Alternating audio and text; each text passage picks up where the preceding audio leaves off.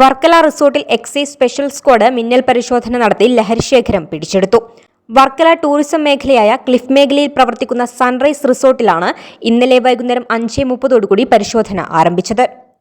പരിശോധനയിൽ വാണിജ്യാടിസ്ഥാനത്തിൽ സൂക്ഷിച്ചിരുന്ന 95 beer ബോട്ടിലുകൾ എക്സൈസിന്റെ special squad പിടിച്ചെടുത്തു.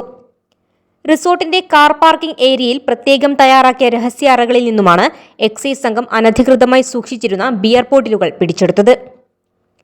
എക്സൈസ് സംഘത്തിന്റെ അതിവിദഗ്ധമായ പരിശോധനയിലാണ് ഭൂമിക്കടിയിൽ പ്രത്യേകം തയ്യാറാക്കിയ രഹസ്യമുറി കണ്ടെത്തിയതിനെ തുടർന്ന് അത് തുറക്കുന്നതിനുള്ള താക്കോൽ ഇല്ലാത്തതിനാൽ പൂട്ടിട്ടു തകർത്താണ് അറയ്ക്കുള്ളിൽ കയറി അനധികൃതമായി സൂക്ഷിച്ചിരുന്ന ബിയർ ബോട്ടിലുകൾ പുറത്തെടുത്തത്.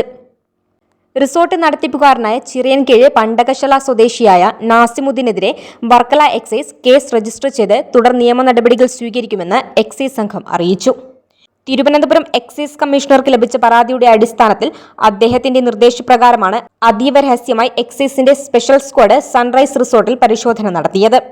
വൈകുന്നേരം 5:30 ആരംഭിച്ച പരിശോധന 7:30 അവസാനിച്ചു. Beacon news Varkala.